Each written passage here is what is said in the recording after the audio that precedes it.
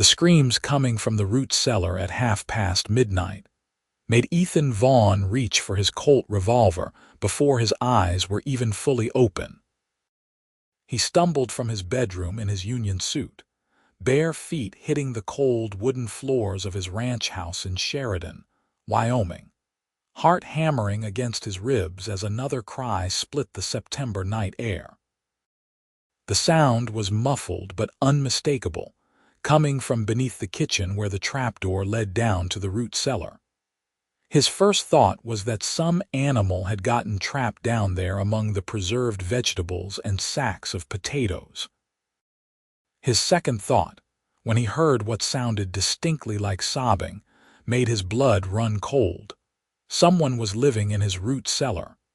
Ethan grabbed the oil lamp from the kitchen table and lit it with shaking hands, then hauled open the heavy wooden trapdoor.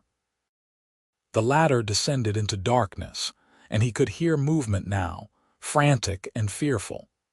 He called down, trying to keep his voice steady despite the adrenaline coursing through his veins. "I have a gun," he said, which was only half true since he had left the revolver on his bedside table in his rush to investigate. "You better come up here right now and explain yourself." The sobbing stopped. There was a long, terrible silence, and then a woman's voice, small and terrified, floated up from the darkness below. "Please do not shoot me, sir. I will leave right away. I am so sorry. Please, I will go." Ethan stood there in his underclothes, holding the lamp, completely at a loss. A woman. Living in his root cellar. He had hired a housekeeper just 3 weeks ago, a quiet young woman named Sarah Ashford who had come to town on the stage from Omaha, Nebraska, responding to his advertisement in the territorial newspaper. She had been professional, efficient, and so reserved that he barely knew anything about her beyond the fact that she kept his house cleaner than it had been in the 5 years since he had built it, and she cooked better than anyone he had ever known. "Miss Ashford," he said, his voice catching. "Is that you down there?" Another silence then. "Yes, sir." "What in God's name are you doing in my root cellar at midnight?" "Sleeping, sir. I am very sorry. I will gather my things and go." Ethan felt something twist in his chest, an emotion he could not quite name. Sleeping. His housekeeper, the woman he paid good money to each week, had been sleeping in his root cellar. He thought of the small bedroom off the kitchen that he had assumed she used, the one his sister had stayed in during her brief visit last year. He had told Miss Ashford it was hers when he hired her. Had she never used it? "Come up here," he said, trying to gentle his tone. "Right now, we need to talk." He heard movement, the rustle of fabric, and then Sarah appeared at the top of the ladder, climbing awkwardly while clutching a thin blanket around her shoulders. In the lamplight, her face was pale and drawn, her dark hair hanging loose around her shoulders instead of in the neat bun she always wore during the day. She looked younger like this, vulnerable, and Ethan realized with a start that she could not be more than 22 or 23 years old. Her eyes were red from crying, and there was a purple bruise on her left cheekbone that he had not noticed before. Or rather, that she had hidden well with powder during daylight hours. She stood before him, trembling, still clutching that pathetically thin blanket, and Ethan felt a surge of anger that had nothing to do with her and everything to do with whatever circumstances had brought her to this point. "Why?" he asked simply. Sarah stared at the floor, her fingers white-knuckled on the blanket. "The room you offered is too fine for someone like me, sir. I could not presume. The cellar is dry and cool, and I have been comfortable enough." "Comfortable?" Ethan repeated, incredulous. He gestured toward the open trapdoor. "It is September, Miss Ashford. In another month, it will be cold enough down there to freeze water. Were you planning to stay down there through the winter?" She flinched at his tone, and he immediately regretted his harshness. This woman was clearly running from something or someone, and whatever her story was, She had been desperate enough to sleep in a root cellar rather than accept a proper room. That spoke of a fear he could not begin to understand. He took a breath and softened his voice. "I apologize. I did not mean to shout. But Miss Ashford, you cannot sleep down there. It is not right and it is not safe. The room I offered you is yours. I insist you use it." "I cannot, sir," she whispered, and a tear slid down her cheek. "You have been kind to give me work, and I do not want to be a burden." "The cellar has been adequate." "A burden?" Ethan shook his head, completely baffled. "Miss Ashford, you clean my house, cook my meals, and tend my vegetable garden.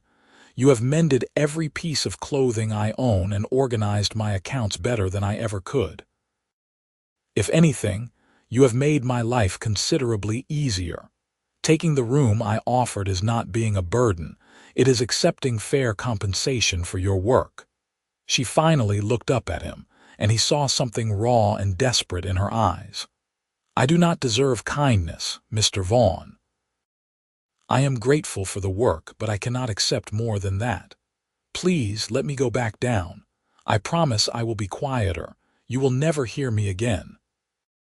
The way she said it, so matter-of-fact, as though she truly believed she deserved to sleep in a cold cellar surrounded by jars of pickles and bins of root vegetables, made something crack open in Ethan's chest. He had been alone for so long, focused on building his ranch and his herd, that he had forgotten what it felt like to truly care about another person's well-being. But standing here in his kitchen in the middle of the night, looking at this frightened young woman who had been sleeping beneath his feet for 3 weeks, he felt something shift inside him. "No," he said firmly. "You are taking my room, tonight, right now." Sarah's eyes widened in shock. "Sir, I cannot possibly. My room is warmer, has a better bed, and is upstairs away from the drafts that come through the kitchen in winter. You will take it, and I will take the room you were supposed to be using." When she opened her mouth to protest, he held up a hand. "This is not a discussion, Miss Ashford. As your employer, I am telling you that the sleeping arrangements in this house are changing immediately. You will take my room, and that is final." "But where will you sleep?" she asked, her voice barely above a whisper. "The room off the kitchen will be perfectly fine for me. It is closer to the barn anyway, which will make early morning chores easier."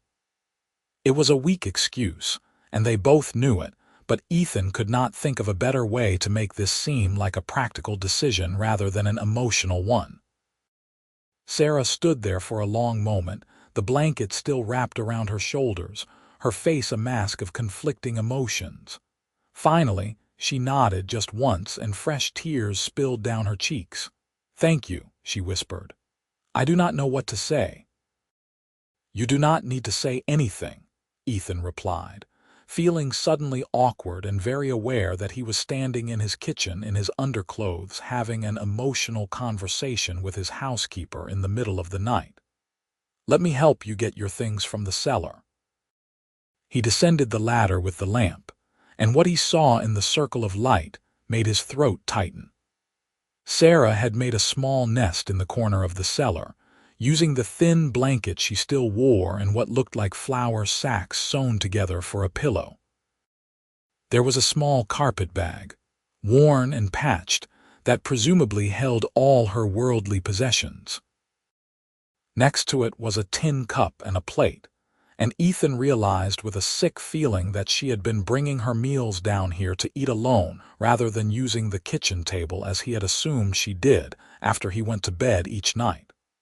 "How long have you been sleeping down here?" he asked as he climbed back up, carrying her meager belongings. "Since the first night," Sarah admitted, following him up the ladder. "I cleaned the bedroom as you asked, but I could not bring myself to use it. It seemed too presumptuous." Ethan set her bag down and turned to face her. "Miss Ashford, I do not know what has happened to you before you came here, and I will not pry if you do not wish to tell me. But I want you to understand something. You are not a burden. You are not being presumptuous." You are a valued employee, and more than that, you are a human being who deserves a warm bed and a safe place to sleep. Whatever you are running from, whatever has made you believe you deserve less than that, it is wrong. She stared at him for a long moment, her dark eyes searching his face as though trying to determine if he was sincere. Whatever she saw there must have convinced her, because she nodded slowly and allowed him to lead her up the stairs to his bedroom. The room was simple but comfortable, with a large iron bed frame that Ethan had purchased from a traveling merchant, a washstand with a porcelain basin and pitcher, a chest of drawers, and a wardrobe for his clothes. The window looked out over the rolling hills that stretched toward the Bighorn Mountains in the distance, and in the mornings, the sunrise painted the sky in shades of pink and gold. Ethan had always loved this room, but looking at it now through Sarah's eyes, he realized how much more she would appreciate it than he did. He spent most of his time outdoors or in the barn anyway. "The bed has clean sheets," he said, suddenly feeling nervous. "I changed them just yesterday. And there is water in the pitcher if you need to wash. The wardrobe is empty except for a few coats, and you are welcome to move those if you need the space." Sarah stood in the doorway, clutching her carpet bag, looking like she might bolt at any moment. "Mr. Vaughn, this is too much. I cannot take your room. It is not proper." "What is not proper is my housekeeper sleeping in a root cellar," Ethan countered. "Please, Miss Ashford, let me do this. I will not be able to sleep anyway, knowing you were down there in the cold." She hesitated for another moment, then stepped into the room, setting her bag down gently on the floor as though afraid of disturbing anything. Ethan watched as she ran her hand over the quilt on the bed, a star pattern that his mother had made before she passed away 10 years ago. Sarah's fingers traced the careful stitching, and when she looked up at him again, there were tears streaming down her face. "Thank you," she said, her voice breaking. "You cannot know what this means to me." Ethan felt his own throat tighten with unexpected emotion. "Get some rest, Miss Ashford. We can talk more in the morning if you would like, or not at all if you prefer. But please, sleep here tonight and every night from now on. This is your room now." He left before she could protest again, closing the door softly behind him and making his way down to the small bedroom off the kitchen. It was cramped compared to his usual room, with a narrow bed and a single window that looked out on the vegetable garden, but it would do. As he lay down on the unfamiliar mattress and pulled the spare blanket over himself, Ethan found himself thinking about Sarah Ashford and the bruise on her face, and the way she had looked at him, as though kindness was something completely foreign to her experience. He had come to Wyoming territory 5 years ago with nothing but his horse, his saddle, and a fierce determination to build something of his own. He had worked as a ranch hand, saved every penny, and finally scraped together enough to buy this land and start his own small cattle operation. It had been hard, lonely work, but he had never regretted it. This ranch was his pride, his purpose, his entire world. But lying there in the dark, listening to the wind rattle the window panes, Ethan realized that somewhere along the way, he had forgotten what it was like to connect with another human being. He had been so focused on survival and success that he had become isolated, cut off from the very things that made life worth living. And now, upstairs in his bedroom, there was a young woman who had been sleeping in his root cellar because she believed she did not deserve better. Whatever her story was, whatever had brought her to this point, Ethan found himself wanting to know. More than that, he found himself wanting to help her heal from whatever wound she carried, visible and invisible alike. He fell asleep eventually, his last thought being that tomorrow would be the beginning of something different, though he could not quite put a name to what that something might be. When Ethan woke the next morning, The sun was already well up, which was unusual for him. He was normally awake before dawn to start the day's chores. He dressed quickly in his work clothes and boots, then made his way to the kitchen, expecting to find it empty. Instead, he found Sarah standing at the stove, cooking breakfast as though nothing unusual had happened the night before. She had her hair pinned up in its usual neat bun, and she wore a clean calico dress in a soft blue color that he had never seen on her before. The bruise on her face was carefully concealed with powder, and when she turned to greet him, her expression was calm and professional. "Good morning, Mr. Vaughn," she said, her voice steady. "I hope you slept well. I have made flapjacks and bacon, and there is fresh coffee." Ethan stood in the doorway studying her. She looked composed, almost serene, but there was a tension in her shoulders that had not been there before, as though she was waiting for something. Waiting for him to change his mind, perhaps, or to be angry with her for the disruption to his household. "Good morning, Miss Ashford," he replied, moving to the table and sitting down. "I slept well enough, thank you. How about you? Was the room comfortable?" A flicker of emotion crossed her face, too quick for him to identify. "It was lovely, sir. More than I deserve." "About that," Ethan said, accepting the plate of food she set before him. "I would prefer if you stopped saying things like that. You deserve a comfortable room and good food and fair wages. There is no question of deserving or not deserving. It simply is what it is." Sarah poured him a cup of coffee and set it beside his plate, then stood back, her hands folded in front of her. "I will try to remember that, sir." They ate in silence for a few moments, and Ethan found himself acutely aware of her presence in a way he had not been before. He had always thought of her as quiet and efficient, someone who moved through his house like a ghost, leaving everything cleaner and more organized, but never really making her presence known. Now, after last night, he could not stop thinking about her sleeping in that cold cellar, eating her meals alone in the dark, hiding a bruise that spoke of violence in her past. "Miss Ashford," he said finally, setting down his fork. "I have a question, and you do not have to answer if you do not want to, but I would like to know where that bruise on your face came from." She froze, her hand halfway to the coffee pot. For a moment he thought she might refuse to answer, might retreat back into that shell of professional courtesy that kept the world at a distance. But then she sighed, a long, shuddering sound, and sank down into the chair across from him. "My husband gave it to me," she said quietly. "Before I left." Ethan felt his hands clench into fists on the table. "You are married." "I was married," Sarah corrected, her voice barely above a whisper.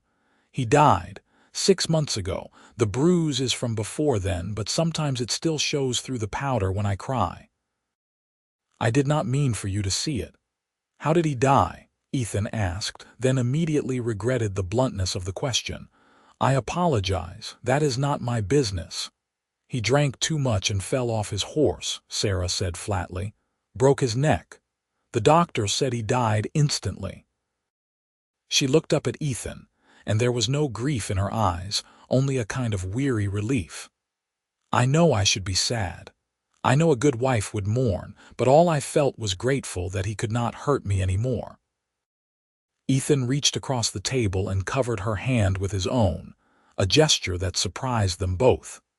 Any man who would raise his hand to his wife is no man at all. You have nothing to feel guilty about.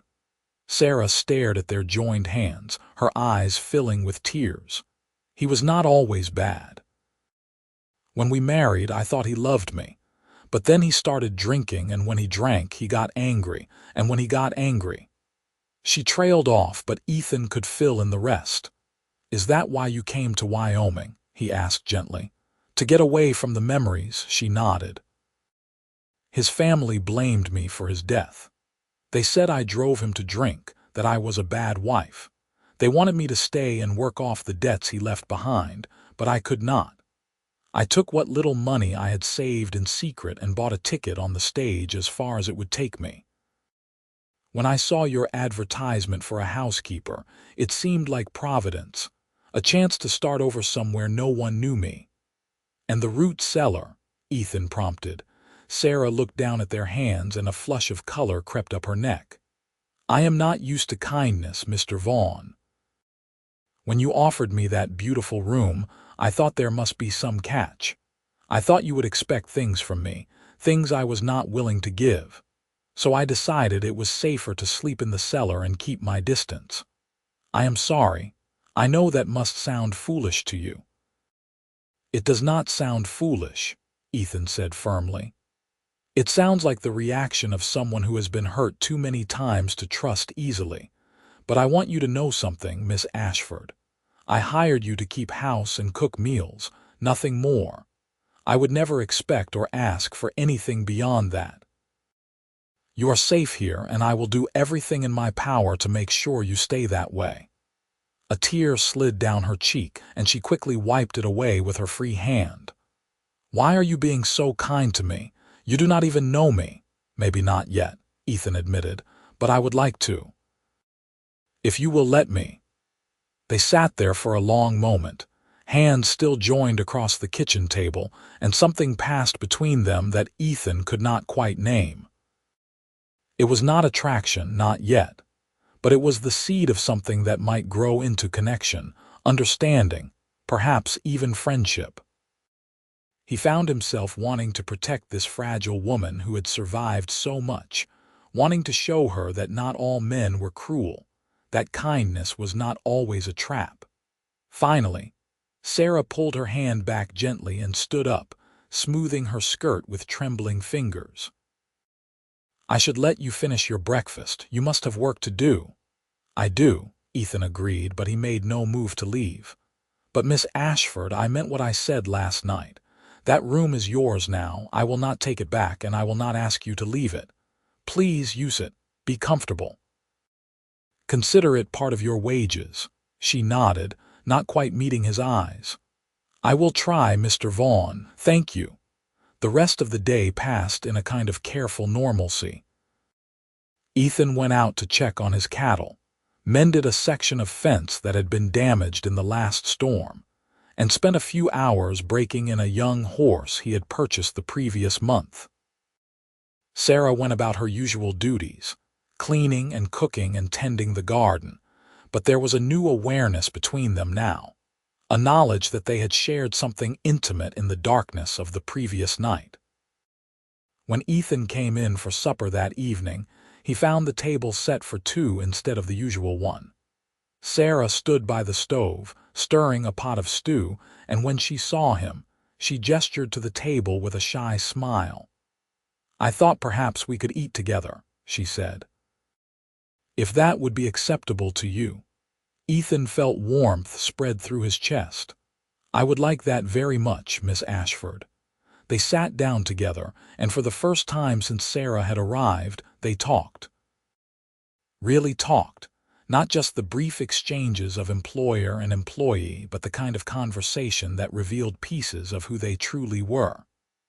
Sarah told him about growing up in Omaha, the daughter of a seamstress and a railroad worker, how she had loved to read but rarely had access to books.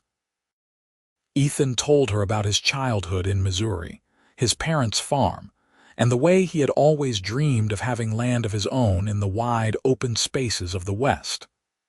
I have always loved the mountains, Sarah said, gazing out the window at the distant peaks of the Bighorns. When I first arrived in Sheridan, I could not believe how beautiful it was. I felt like I could breathe here after so long feeling trapped. That is exactly how I felt when I came here, Ethan agreed. Like I had finally found a place where I could be myself without anyone else's expectations weighing me down. Sarah looked at him thoughtfully. You said you have been here 5 years. Have you never thought about marrying, starting a family? Ethan felt his face heat slightly. I thought about it, but building a ranch takes time, and I did not want to bring a wife into this life before I could provide properly for her. And then, Somewhere along the way, I suppose I just got used to being alone. Alone can be peaceful, Sarah said softly, but it can also be lonely. Yes, Ethan admitted. It can. They finished their meal in a comfortable silence, and when Sarah stood to clear the dishes, Ethan found himself helping her without thinking about it. They worked side by side, washing and drying, their shoulders occasionally brushing in the small kitchen space. It felt natural, easy, and Ethan realized with a start that he could not remember the last time he had felt this content in another person's company. As the days turned into weeks, a pattern emerged. Sarah continued to sleep in Ethan's former room, and he could see the difference it made in her. She looked healthier, less pinched and pale, and there was a light in her eyes that had not been there before. They took their meals together, morning and evening, and gradually, Sarah began to open up more, sharing stories from her past and asking questions about his life. Ethan found himself looking forward to these conversations, to the sound of her laughter when he told her about the stubborn cow that refused to be herded, or the time he accidentally sat on a cactus and had to spend an hour picking out spines. October brought cooler weather and the first hints of the winter to come. Ethan spent his days preparing for the harsh months ahead, stockpiling hay for the cattle and chopping wood for the stove. Sarah threw herself into preserving the last of the garden vegetables, filling jar after jar with pickles and relishes and tomatoes. Sometimes, Ethan would come in from the cold to find the kitchen warm and fragrant with the smell of baking bread or simmering soup, and Sarah would look up from her work with a smile that made his heart skip in a way he was not quite ready to acknowledge. One evening in late October, a fierce storm blew in from the north, bringing driving rain and wind that howled around the corners of the house. Ethan came in soaked to the bone after securing the barn and making sure the animals were sheltered. Sarah took one look at him and immediately bustled into action, heating water for him to wash with and laying out dry clothes while he changed in his small bedroom. When he emerged, she had hot coffee waiting and a thick blanket to wrap around his shoulders. "You will catch your death going out in weather like that," she scolded, but her eyes were warm with concern. "The animals needed tending," Ethan said, his teeth still chattering slightly. "But I appreciate the concern, Miss Ashford." "Sarah," she said suddenly. "I think after everything you can call me Sarah, and I would like to call you Ethan if that is acceptable." Ethan felt something shift in his chest, a loosening of the careful distance they had maintained. "I would like that very much, Sarah." They sat together by the stove, listening to the storm rage outside, and Ethan found himself acutely aware of how small the space was between them, how easy it would be to reach out and take her hand. But he did not. Not yet. Sarah was healing, finding her footing in this new life, and the last thing he wanted was to rush her or make her feel pressured. But as the weeks passed, and November arrived with its sharp frosts and early sunsets, Ethan could no longer deny the truth. He was falling in love with Sarah Ashford. He loved the way she hummed while she worked, the way she saved scraps for the barn cats and talked to them like they were children. He loved her quiet strength, the resilience that had allowed her to survive a terrible marriage and start over alone in a strange place. He loved the way she looked in the mornings, with her hair still loose and her face soft with sleep, before she pinned it all up and became the efficient housekeeper again. The realization should have terrified him, but instead it filled him with a quiet certainty. Sarah was the person he had been waiting for without knowing it, the missing piece that would turn his house into a home and his life into something more than mere survival. But Ethan was patient. He had waited 5 years to build his ranch. He could wait as long as it took for Sarah to be ready to trust again. So he continued to treat her with respect and kindness.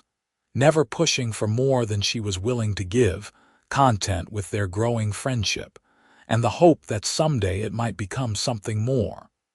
The first snow came in mid-November, transforming the landscape into a winter wonderland. Sarah stood at the kitchen window, watching the fat flakes drift down, and there was such wonder on her face that Ethan could not help but smile. "Have you never seen snow before?" he asked, coming to stand beside her. "Oh, I have," Sarah said. "But in Omaha it was always dirty within a day, mixed with coal smoke and mud. This is so clean, so beautiful, it makes everything look new." "That is one way to think about it," Ethan agreed. "Or you can think about it as several months of backbreaking work keeping the cattle fed and the paths clear." Sarah laughed, a sound that Ethan had come to treasure. "Always so practical, Ethan Vaughn. Can you not just enjoy the beauty for a moment?"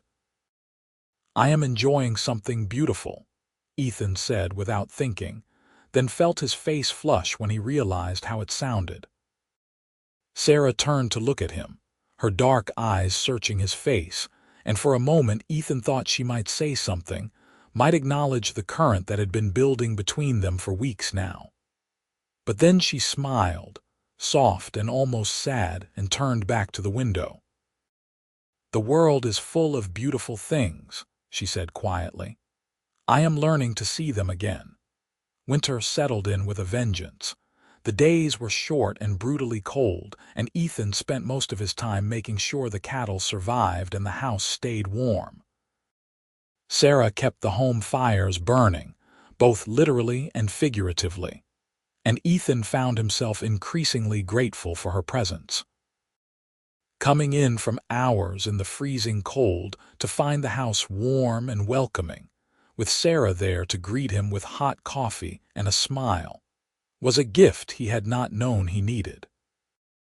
They spent the long evenings together, sitting by the stove while Sarah mended clothes or knitted and Ethan worked on his account books or repaired tack. Sometimes they talked, sharing stories and dreams. Other times they simply sat in comfortable silence, content with each other's company. It was domestic and peaceful, and Ethan found himself imagining what it would be like if this was truly their life together, not just employer and employee but husband and wife. One particularly cold night in early December, Ethan was working on fixing a bridle when he looked up to find Sarah watching him with an expression he could not quite read. When she saw him notice, she quickly looked back down at her knitting, but not before he saw a hint of color in her cheeks. "Sarah," he said softly, "is something wrong?" She shook her head but did not look up. "No, nothing is wrong. I was just thinking how comfortable this all feels. I never had this with." She trailed off, but Ethan knew she meant her husband. "What was it like?" he asked. "Your marriage, I mean." "You do not have to tell me if you do not want to." Sarah set down her knitting and stared into the flames of the stove. "At first it was good. James was charming and attentive, and I thought myself very lucky.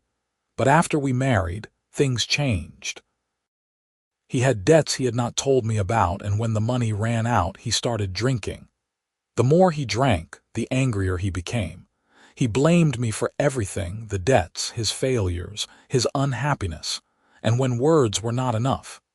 She touched her cheek absently where the bruise had been.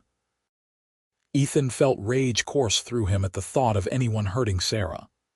"Did you have anyone to turn to? Family? Friends?" "My parents died of influenza when I was 19, Sarah said. "James was the first person who seemed to care about me after that. I thought he loved me. By the time I realized the truth, it was too late. We were married, and in the eyes of the law, I belonged to him. There was nowhere to go, no one to help. So I learned to be quiet, to stay out of his way, to make myself small and unnoticeable, and I prayed for it to end." "And then it did," Ethan said quietly. Sarah nodded. "And then it did. I know I should feel guilty for being glad he is gone, but I cannot. Does that make me a terrible person?" "No," Ethan said firmly. He set aside the bridle and moved to kneel beside her chair, taking her hands in his. "It makes you human. Sarah, you survived something that would have broken most people. You found a way to escape and build a new life. There is no shame in that, only strength." Sarah looked down at their joined hands and tears slipped down her cheeks. "Sometimes I am afraid," she whispered. "Afraid that I will never be able to trust again, never be able to open my heart to another person. James took so much from me. What if there is nothing left to give?" Ethan squeezed her hands gently. "There is so much left, Sarah. I see it every day in the way you care for this house, in the kindness you show to every living creature, in the way you have slowly learned to smile again. You are not broken. You are healing, and that takes time." She met his eyes, and in her gaze he saw hope and fear warring together. "What if I am never ready? What if the damage is too deep? Then I will wait," Ethan said simply, "for as long as it takes, and if you are never ready I will accept that too. But Sarah, I need you to know something. I care about you deeply. You are not just my housekeeper. You have become my friend, and—" He hesitated, wondering if it was too soon, but the words came anyway. "And I think I am falling in love with you." Sarah's breath caught, and for a moment she simply stared at him. Then fresh tears spilled over, but these looked different, not tears of pain, but of something else, something like wonder. "I do not know what to say," she whispered. "I have been so afraid to even think about such things. But Ethan, these past months with you have been the happiest of my life. When I am with you, I feel safe. I feel valued. I feel like maybe, just maybe, I could learn to trust again." "You do not have to say anything," Ethan assured her. "I do not expect anything from you, Sarah.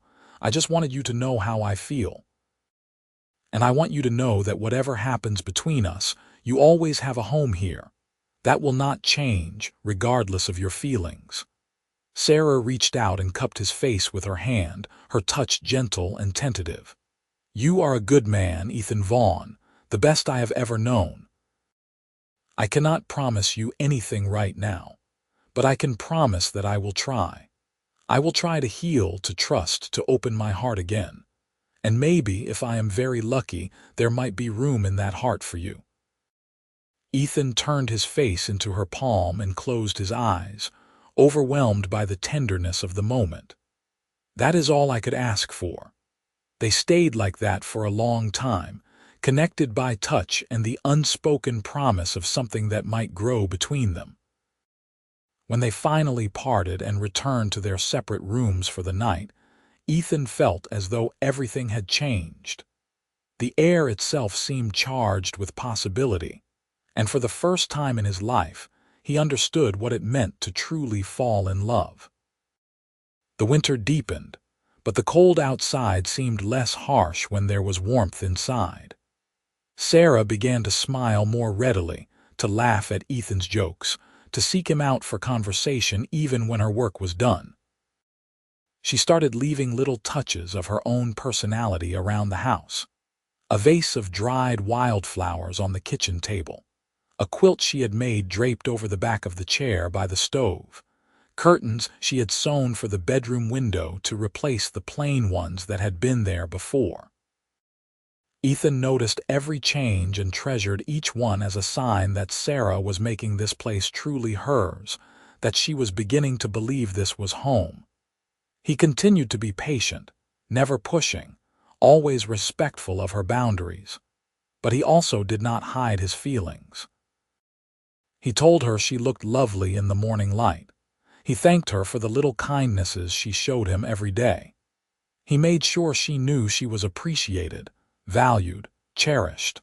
Christmas came, and Ethan surprised Sarah with a gift, a book of poetry he had ordered specially from a catalog.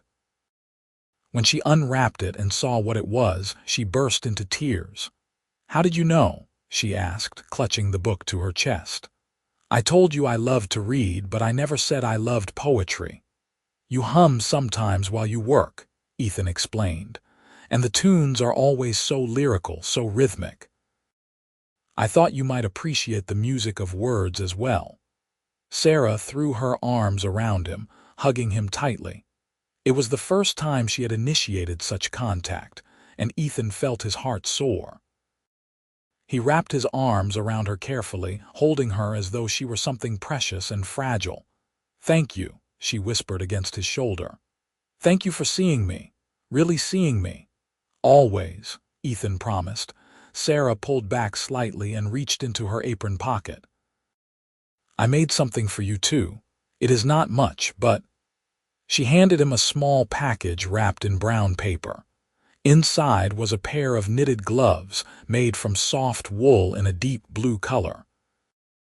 The stitching was perfect, each row even and tight, and Ethan could imagine the hours she had spent creating them. "These are beautiful," he said, genuinely moved. "Sarah, thank you." "Your old gloves were so worn," Sarah said, her cheeks pink. "I wanted you to have something warm for when you are out working in the cold." They spent the rest of Christmas Day together, cooking a special meal and sitting by the fire, and it felt more like family than anything Ethan had experienced since leaving home. When evening came and it was time to retire for the night, Sarah paused at the foot of the stairs and turned back to him. "Ethan," she said softly, "I just want you to know that this has been the best Christmas I have ever had. Thank you for that." "The first of many, I hope," Ethan replied, and the smile she gave him was radiant. January brought bitter cold and several heavy snowstorms that left them snowed in for days at a time. But instead of feeling trapped, Ethan found himself grateful for the forced proximity. He and Sarah spent long hours together, talking about everything and nothing, sharing their hopes and fears, their past regrets and future dreams. Gradually, Ethan saw the shadows lift from Sarah's eyes, saw her begin to carry herself with more confidence, more ease. One night, during a particularly fierce blizzard, Sarah came downstairs in her nightgown and robe, her hair braided down her back. Ethan looked up from where he was banking the fire in the stove, surprised to see her. "Is everything all right?" he asked. "Are you too cold upstairs?" "No," Sarah said, but she was shivering slightly. The wind is so loud and I felt alone up there. I know that is silly. I am sorry for disturbing you." "You are not disturbing me," Ethan assured her. He grabbed a blanket from his room and draped it around her shoulders, then guided her to the chair closest to the stove. "Here, sit. I will make us some warm milk."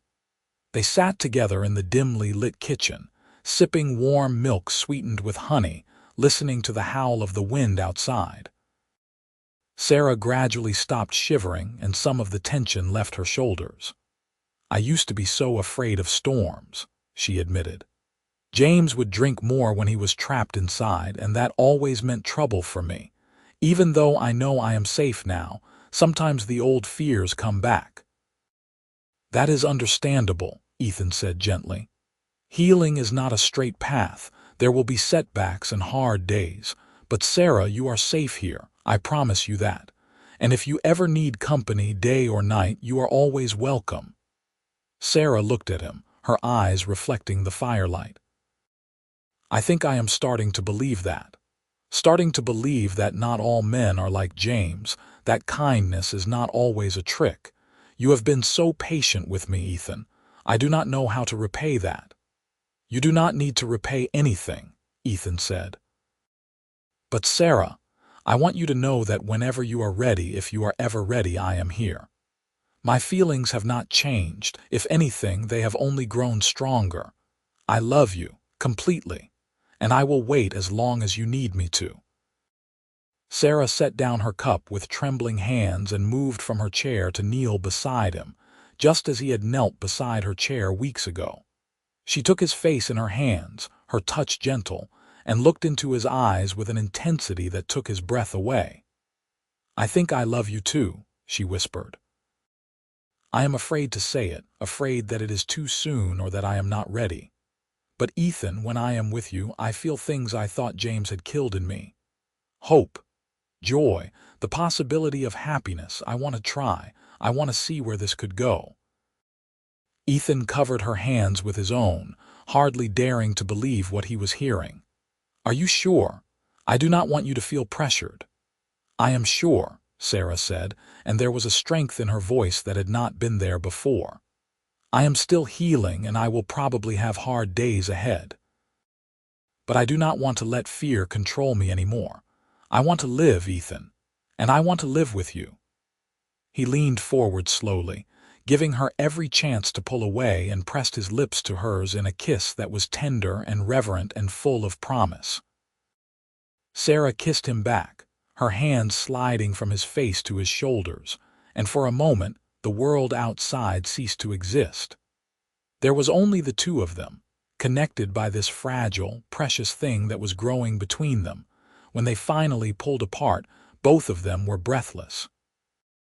Sarah rested her forehead against his, and Ethan could feel her smiling.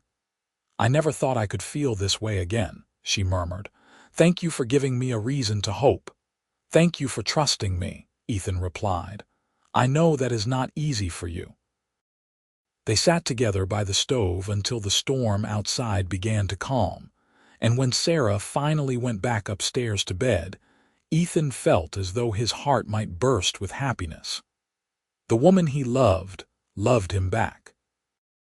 It was more than he had dared to hope for, and he vowed to spend the rest of his life proving himself worthy of that love. February brought a brief thaw, and Ethan took advantage of the break in the weather to ride into town for supplies. Sarah came with him, sitting beside him on the wagon seat, bundled in a warm coat and the wool scarf she had knitted. As they drove through the snow-covered landscape toward Sheridan, Ethan found himself thinking about the future in a way he never had before. He was building something here, not just a ranch but a life, and he wanted Sarah to be part of that life in every way. When they reached town, Ethan helped Sarah down from the wagon and offered her his arm. She took it without hesitation, and they walked together down the main street, stopping at the general store for flour and sugar and other necessities. People greeted them with friendly nods, and Ethan noticed more than one curious glance directed at Sarah. Sheridan was a small town, and gossip traveled fast. No doubt there would be talk about the rancher and his housekeeper, but Ethan found he did not care. Let them talk. He was proud to be seen with Sarah, proud of the way she carried herself with quiet dignity despite her past. After finishing their shopping, Ethan surprised Sarah by leading her to a small restaurant at the end of the street. I thought we could have lunch out, he explained. Give you a break from cooking. Sarah's face lit up with delight. I would love that. They sat at a corner table and ordered beef stew and fresh bread, and as they ate, Ethan found himself studying Sarah's face. She looked relaxed, happy, and there was a lightness about her that had not been there even a few weeks ago. She caught him staring and raised an eyebrow.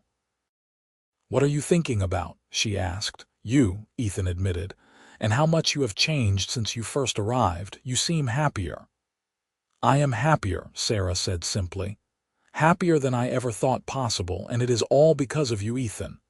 Not just me, Ethan corrected. You did the hard work of healing. I just provided a safe place for you to do it. Sarah reached across the table and took his hand, a gesture that still felt new and precious. You provided more than that. You provided hope and love, and a reason to believe that life could be good again. They finished their meal and loaded the supplies into the wagon, then began the journey back to the ranch.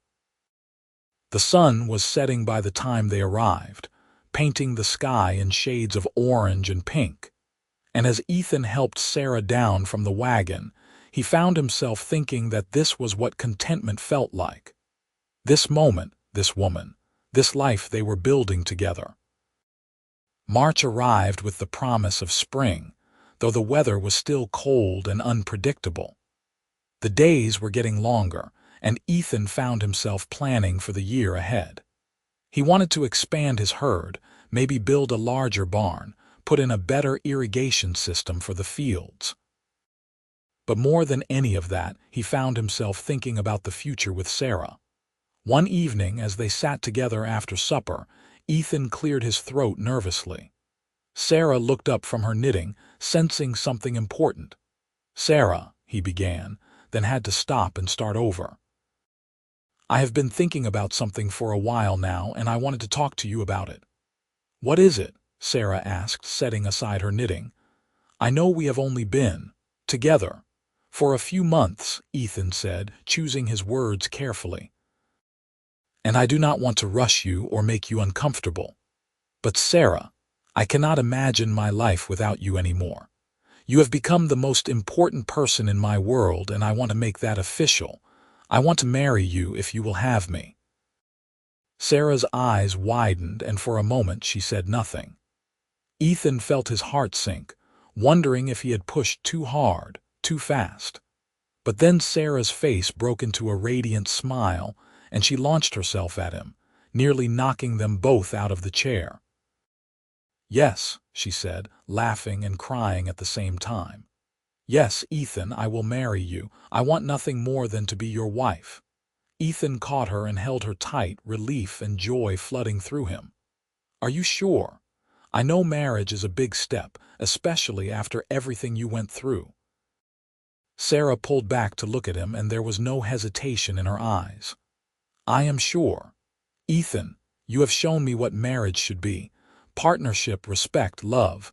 I am not afraid anymore, not with you. I want to build a life with you, a real life, full of all the things I never thought I could have." "Then we will," Ethan promised, kissing her softly. "We will build that life together." They decided to have a simple wedding in the spring, once the worst of the winter weather had passed. Sarah wrote to an old friend in Omaha, one of the few people who had shown her kindness during her marriage to James, inviting her to the wedding. Ethan invited a few neighboring ranchers and their families, people he had come to consider friends over the years. The ceremony would be held in the small church in Sheridan, with the minister who had welcomed Ethan when he first arrived in the territory. As the date approached, Sarah threw herself into preparations. She sewed a new dress for the occasion, a simple but elegant creation in cream-colored silk that she had ordered from the catalog. She cleaned the house from top to bottom, as though preparing for the most important guests of her life. And she baked, making pies and cakes and cookies, until Ethan joked that they would need to build another room just to store all the food. But beneath all the activity, Ethan could see that Sarah was nervous. She tried to hide it, but he caught her sometimes staring out the window with a faraway expression, her hands twisted together in her lap. One evening, about a week before the wedding, he found her sitting on the porch steps, wrapped in a shawl against the cool air, looking out at the sunset. "What is troubling you?" he asked, sitting down beside her. Sarah did not answer right away, and when she did, her voice was small. "What if I am not good enough? What if I fail at being a wife again?" "Sarah," Ethan said gently, "you did not fail the first time. James failed you. He was a bad husband, a cruel man, and nothing that happened in that marriage was your fault." "But what if I do not know how to be a good wife?" Sarah persisted. "What if I cannot give you what you need?" Ethan turned her face toward him, making sure she met his eyes. "Sarah Ashford, you are already everything I need. You are kind, intelligent, strong, and beautiful. You make me laugh, you challenge me to be better, and you have turned this house into a home.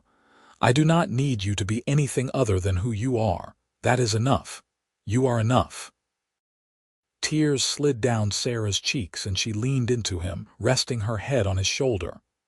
"I love you so much, Ethan. Sometimes it frightens me how much." "I know," Ethan murmured, wrapping his arm around her. "I feel the same way. But Sarah, we do not have to be afraid.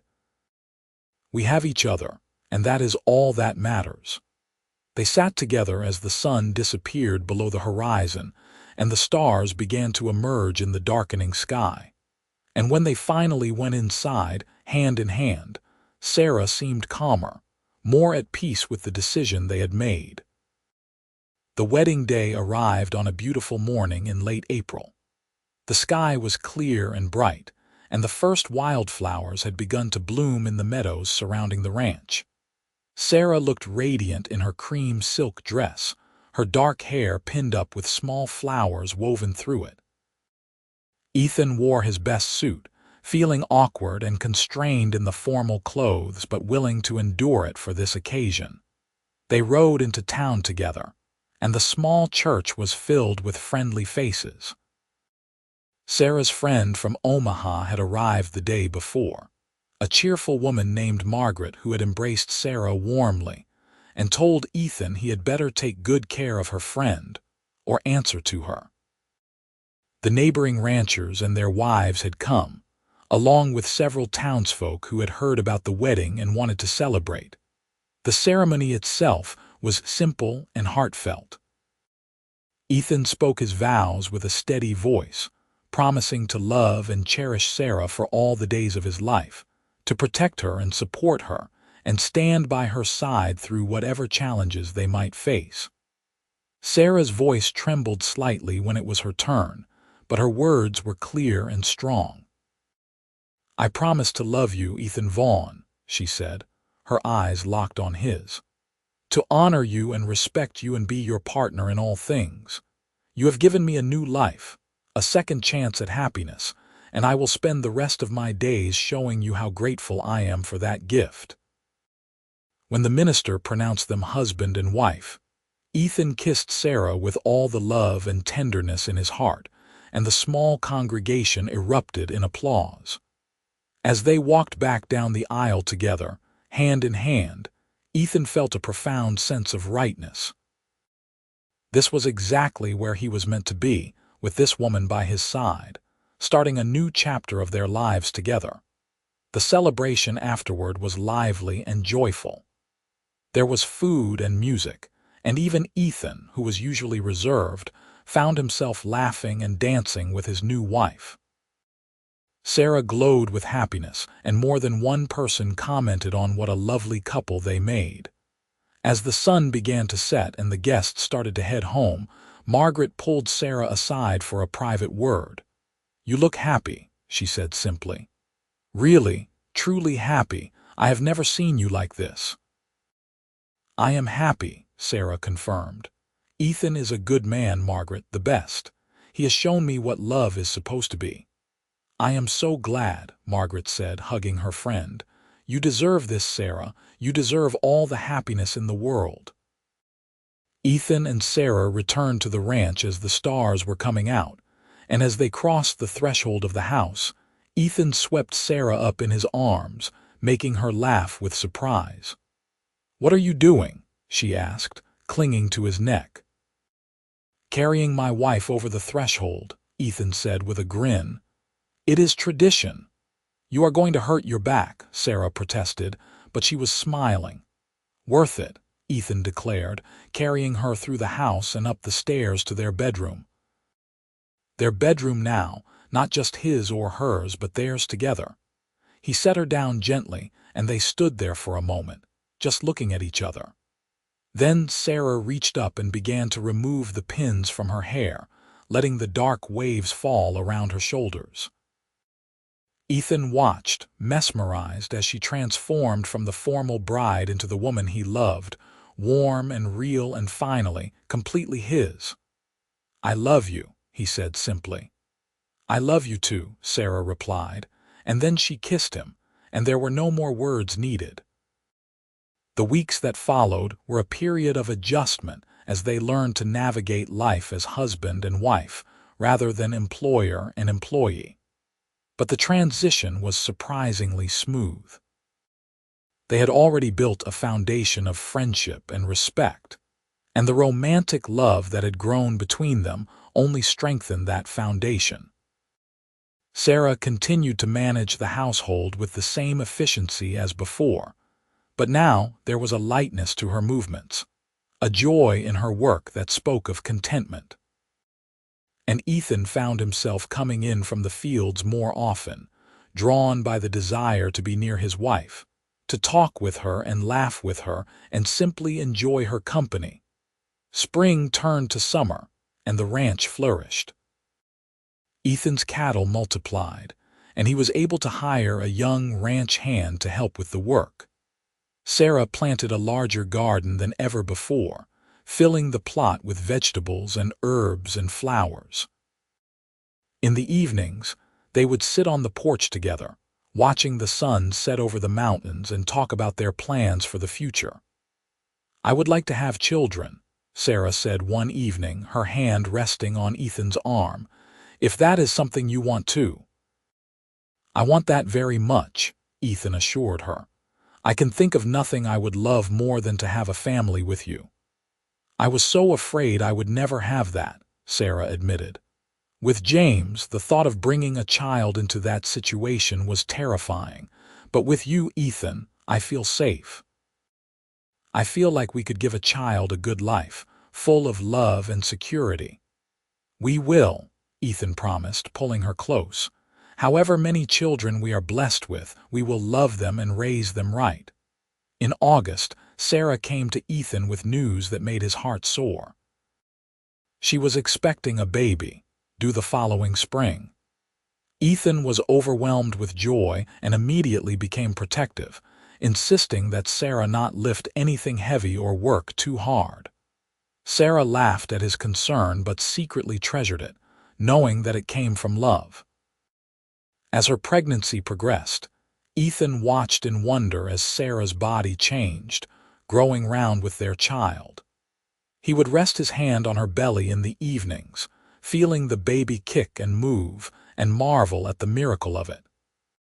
Sarah seemed to bloom during this time, more beautiful than ever, and Ethan fell in love with her all over again. Winter came again, but this time it felt different. The house was warm and full of life, and there was an excitement about the approaching birth that kept them both buoyant through the cold months. Ethan prepared a nursery in the small room adjacent to their bedroom, building a cradle with his own hands and sanding it smooth, so there would be no rough edges to hurt delicate baby skin.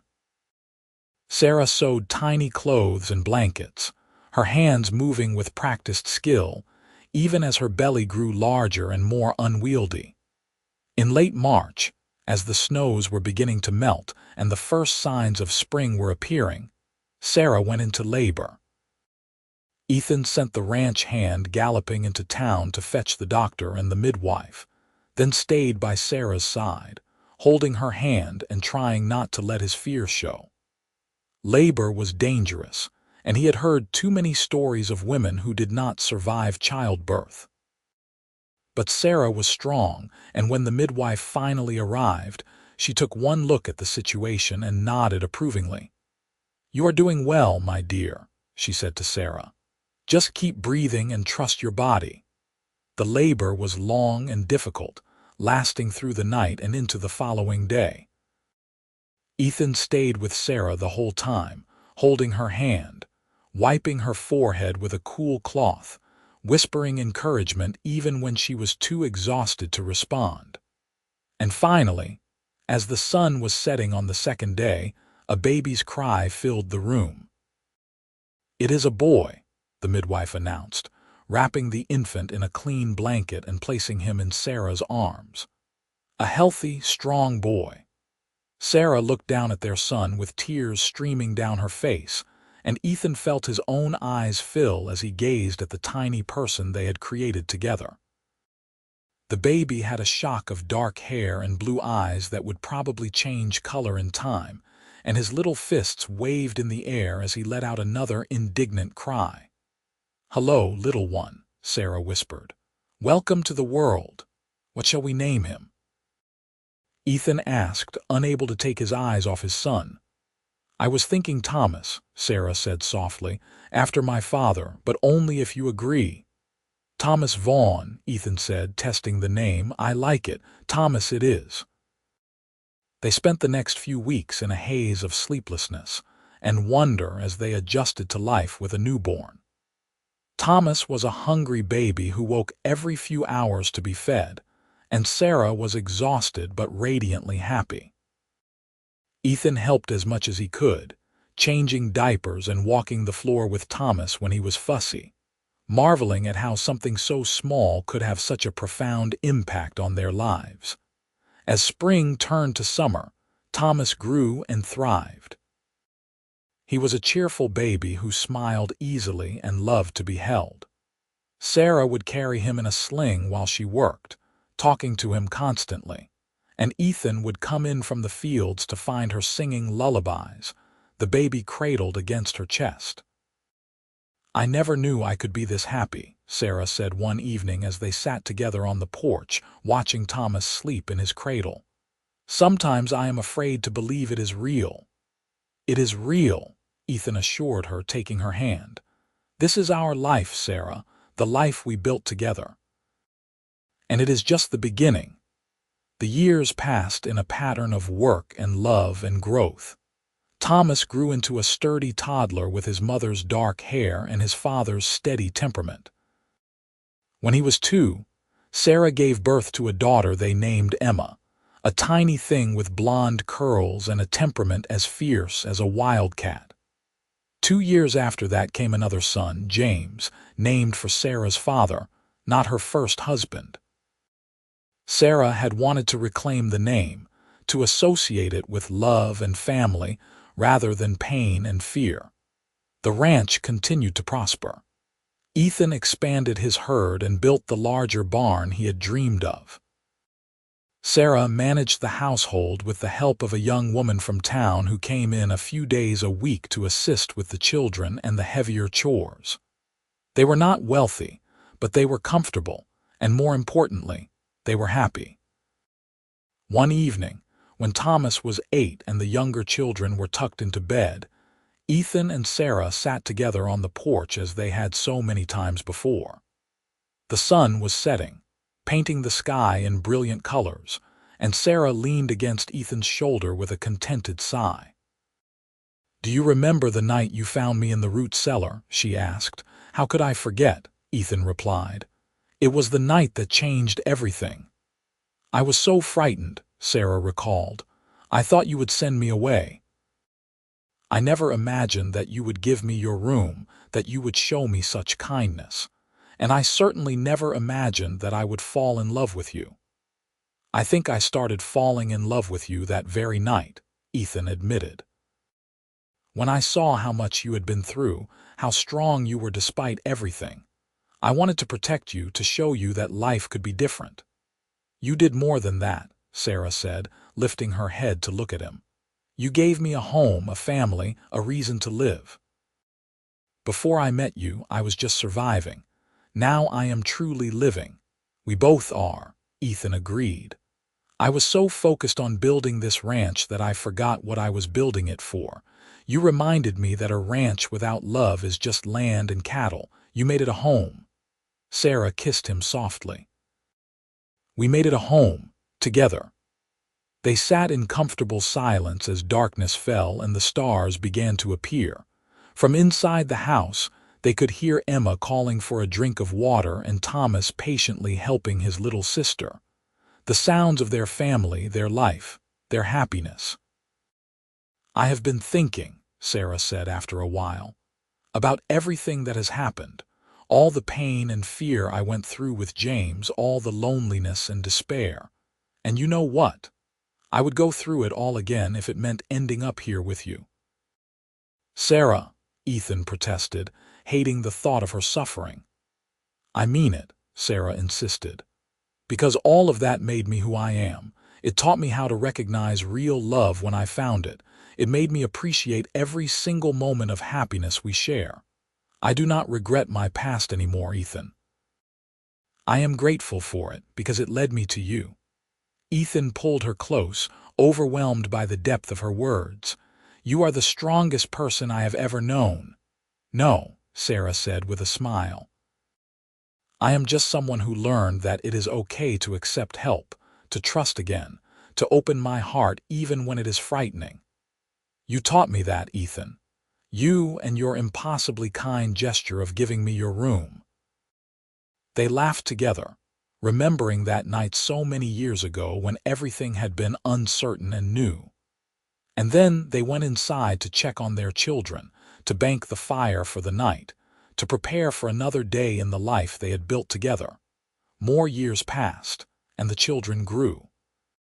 Thomas showed an aptitude for ranching and spent every spare moment with his father, learning to rope and ride and manage the cattle.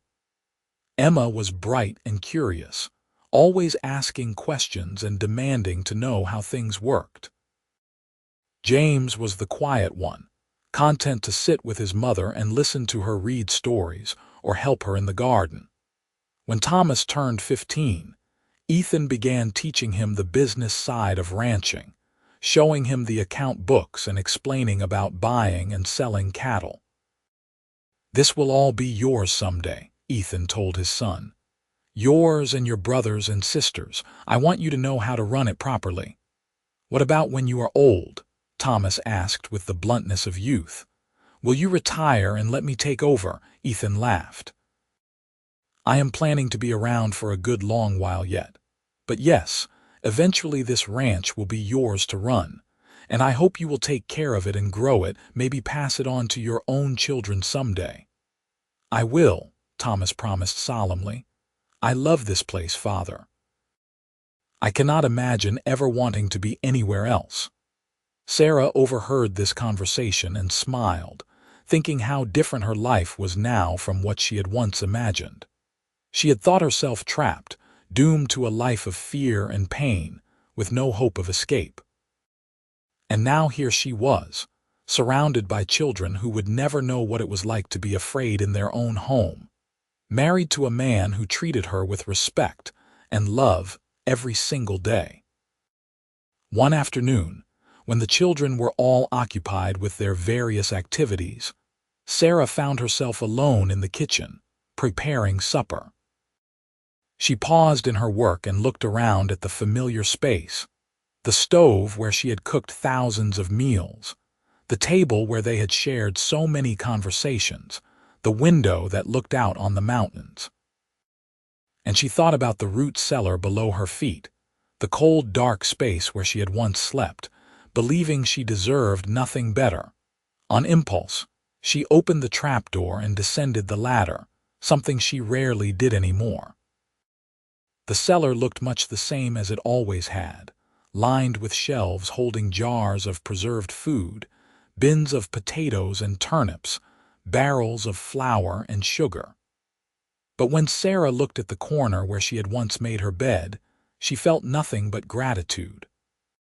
That desperate woman who had slept here, who had believed herself unworthy of kindness, had been brave enough to accept help when it was offered. She had been strong enough to trust again, to love again, to build a life she had never thought possible. "Thank you," Sarah whispered to that frightened girl she had once been. "Thank you for being brave enough to survive. Thank you for giving me the chance to become who I am now." She climbed back up the ladder and closed the trapdoor, then returned to her cooking with a smile on her face. When Ethan came in a short while later, dusty and tired from a day of work, he found her humming contentedly as she stirred a pot of stew. "You seem happy," he observed, kissing her cheek. "I am happy," Sarah confirmed. "I was just thinking about how far we have come, you and I. How much our lives have changed since that night you found me in the cellar." "The best decision I ever made," Ethan said without hesitation, "giving you my room, although it was not much of a sacrifice, considering I got to marry you in the end." "I think we both got the better end of that deal," Sarah said, turning to face him properly. "You gave me safety and kindness, and I gave you love and a family." "A fair trade," Ethan agreed, pulling her into his arms, "though I still think I got the better end." They stood there in the kitchen, holding each other, while outside the sun began its slow descent toward the horizon and the sounds of their children playing drifted through the open windows. It was an ordinary moment, unremarkable in its simplicity, but it was also everything. This was the life they had built, the home they had created, the love that had sustained them through hard times and celebrated with them in good times. As the years continued to pass, Ethan and Sarah watched their children grow into adults. Thomas married a neighboring rancher's daughter, a sensible young woman named Catherine who loved the land as much as he did. Emma went to school in Cheyenne and became a teacher, returning to Sheridan to educate the children of the town and surrounding ranches. James surprised everyone by showing an interest in medicine and apprenticed with the town doctor, eventually taking over his practice when the old man retired. Ethan and Sarah became grandparents, delighting in the babies that Thomas and Catherine brought for visits, spoiling them with affection and treats. They grew older together, their hair turning gray, their faces lined with the marks of lives well lived. But they never lost the connection that had been forged that night in the root cellar, that moment when a desperate woman accepted help and a lonely man offered kindness on their 20th wedding anniversary. Sarah woke early and found Ethan already awake, watching her with a soft smile. "What are you thinking about?" she asked, the same question they had asked each other 1,000 times over the years. "You," Ethan replied, also as he had 1,000 times before. "And how grateful I am for every day we have had together. Even the hard days," Sarah teased.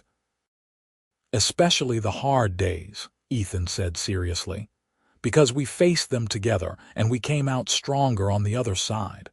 Sarah reached out and took his hand, their fingers interlacing with the ease of long practice.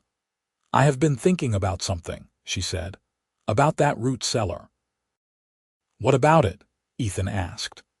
"I want to fill it in," Sarah said, "or at least convert it into something else. A proper storage room with better access, maybe. I do not want anyone else to ever sleep down there believing they do not deserve better. I want to erase that part of our history, or at least transform it into something positive."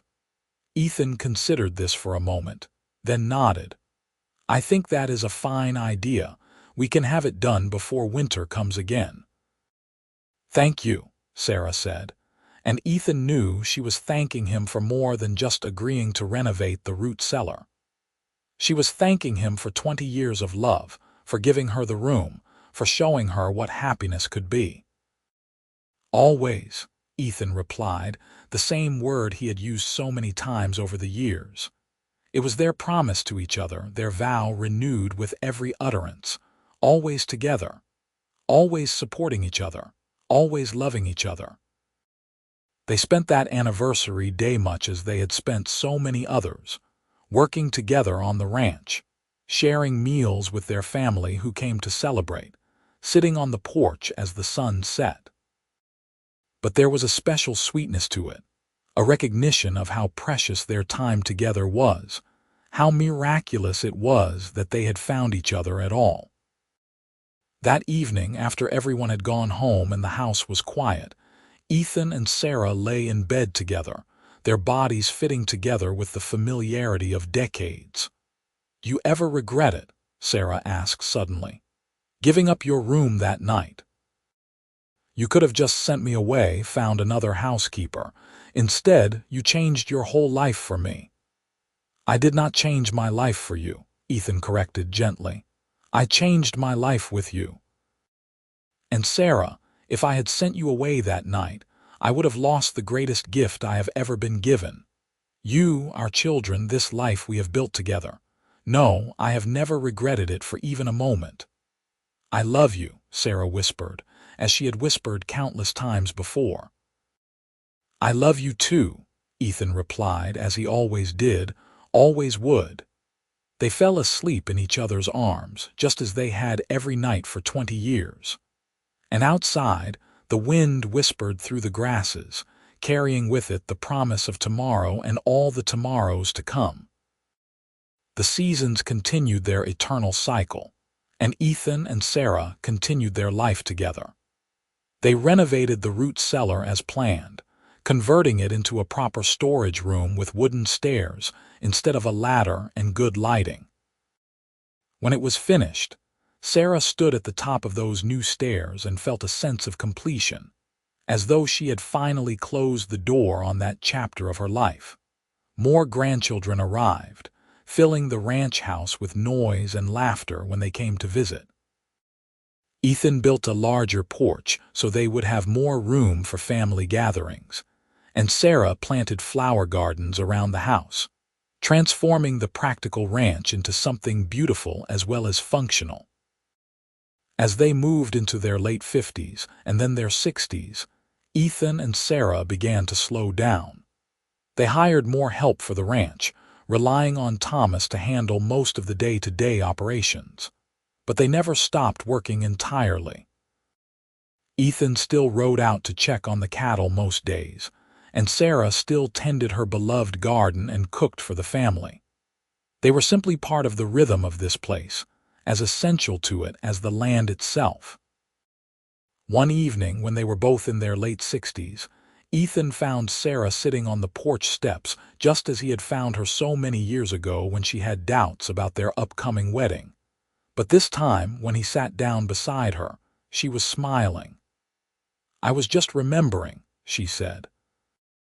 "That first night when you found me in the cellar. I was so terrified.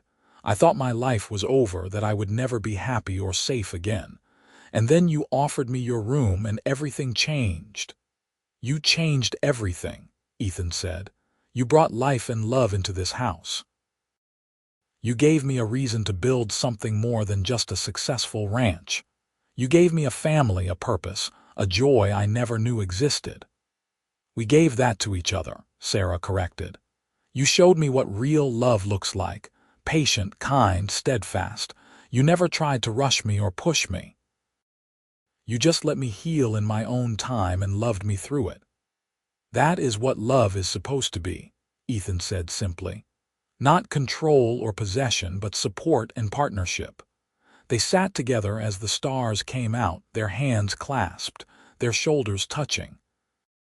And Sarah thought about how different this moment was from that night so long ago when she had sat on these same steps, terrified that she was not good enough to be Ethan's wife. Now, she knew the truth. She was exactly good enough, because Ethan loved her not despite her flaws and her past, but because of who she was, all of her, the broken parts and the healed parts together. "You think our grandchildren will remember us?" Sarah asked. "When we are gone, will they remember the stories, the lessons, the love we tried to give them?"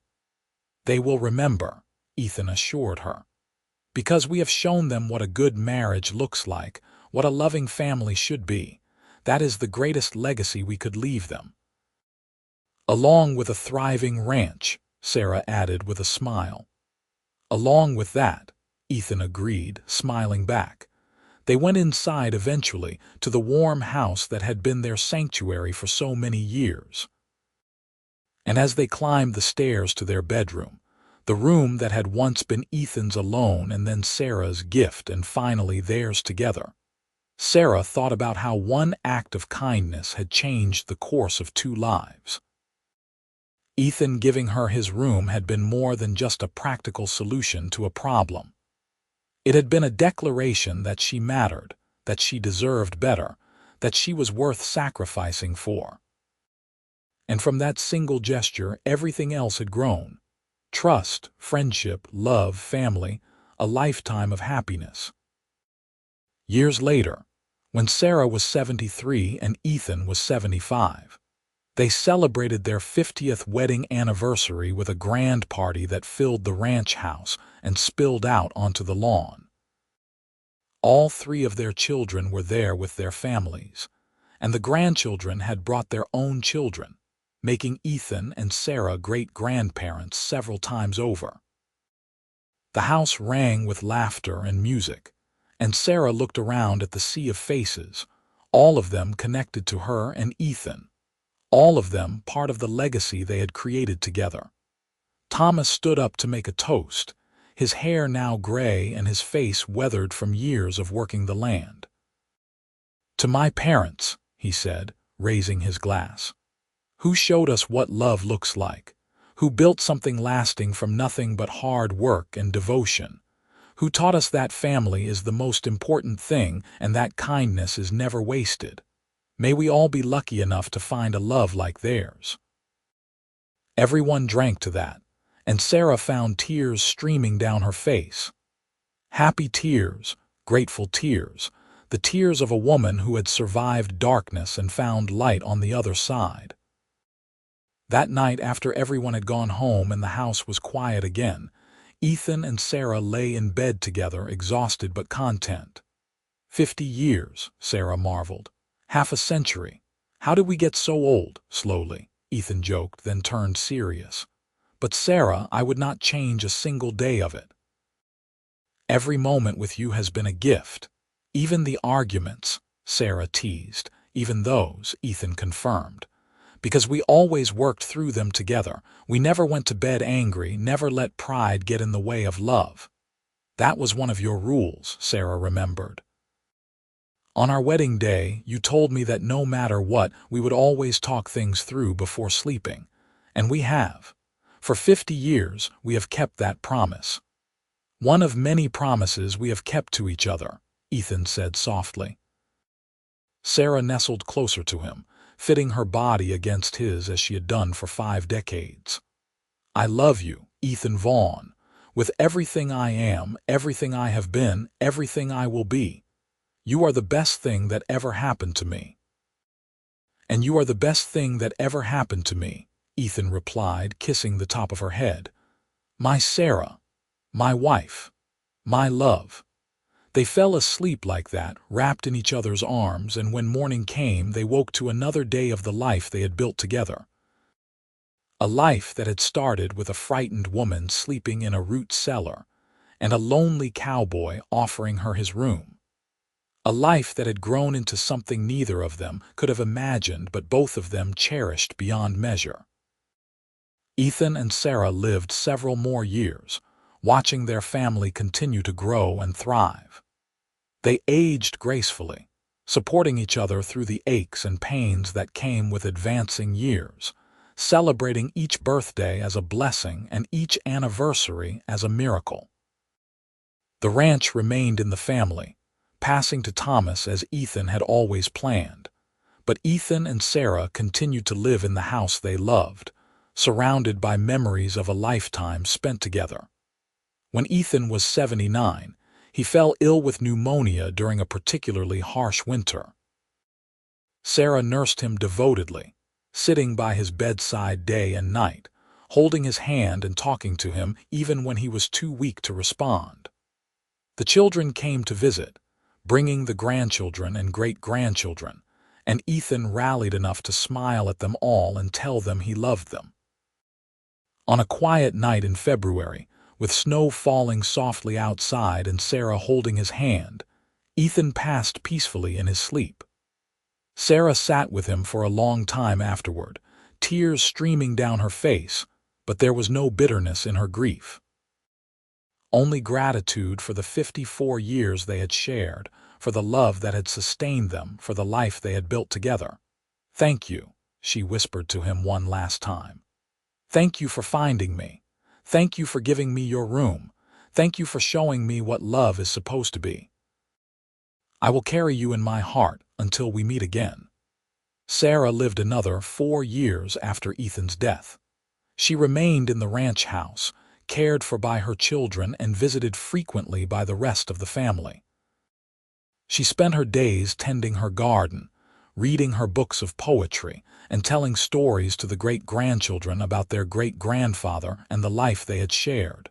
She never remarried. How could she, when she had already experienced the greatest love of her life? Instead, she lived with her memories and her family, content in the knowledge that she had been truly, deeply loved. On a warm spring afternoon, just after her 83rd birthday, Sarah sat on the porch looking out at the mountains she had loved for so many years. The wildflowers were in full bloom, painting the meadows in vibrant colors, and the air was sweet with the scent of new growth. Sarah thought about that night so long ago when she had been found in the root cellar, terrified and ashamed, and how Ethan had given her not just his room but his heart. "I am coming, my love," she whispered to the wind. "I will see you soon." That evening, surrounded by her children and grandchildren, Sarah passed quietly in her sleep, a peaceful smile on her face. And though there was grief at her passing, there was also joy, because everyone knew that Sarah was finally reunited with the man she had loved for more than half a century. At Sarah's funeral, Thomas spoke about his parents' love story, about how his father had found his mother sleeping in the root cellar and given her his room, beginning a romance that had lasted a lifetime and created a legacy that would endure for generations. "They taught us what matters," Thomas said, his voice thick with emotion. "Not wealth or status or success, but love, kindness, the willingness to see someone else's need and respond with generosity. My father gave my mother more than a room that night. He gave her hope, safety, and eventually, a love that transformed both of their lives. And from that single act of kindness came all of this." He gestured to the family gathered around him, dozens of people whose lives existed because a cowboy had once discovered his housekeeper sleeping in the root cellar and decided to give her something better. "That is the legacy they leave us," Thomas continued. "Not just this ranch, though it is beautiful and successful, but the example of how to live, how to love, how to treat each other with respect and compassion.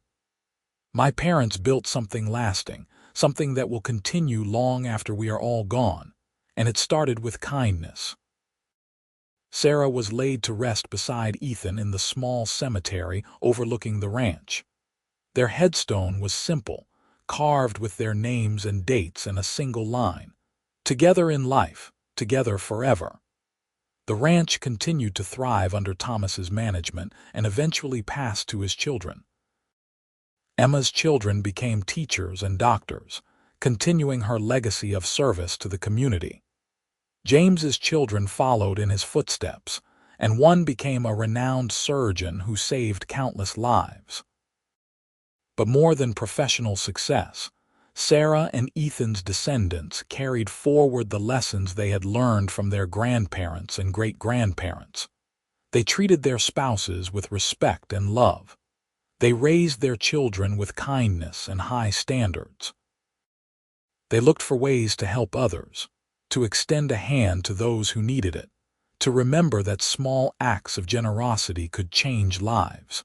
And sometimes, when the family gathered at the ranch for holidays and celebrations, the elders would tell the story of how it all began.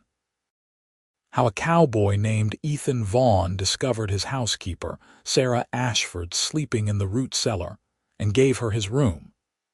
How that single act of kindness blossomed into a love that lasted more than 50 years and created a family that spanned generations.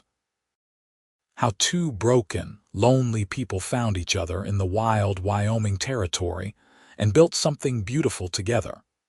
The story became legend within the family, passed down from parents to children to grandchildren. And the lesson at its heart, that love begins with kindness and grows through trust and devotion, became the foundation upon which the family built its values and its future. The ranch house still stands today, weathered but strong, maintained lovingly by Sarah and Ethan's descendants. The root cellar has long since been converted into a proper storage room, but everyone in the family knows its history. And sometimes, visitors to the house will pause at the top of those wooden stairs and think about a young woman who once slept in the cold darkness below, believing she deserved nothing better, and the man who showed her she was wrong. In the end, Ethan and Sarah's love story was not extraordinary because of dramatic gestures or grand declarations.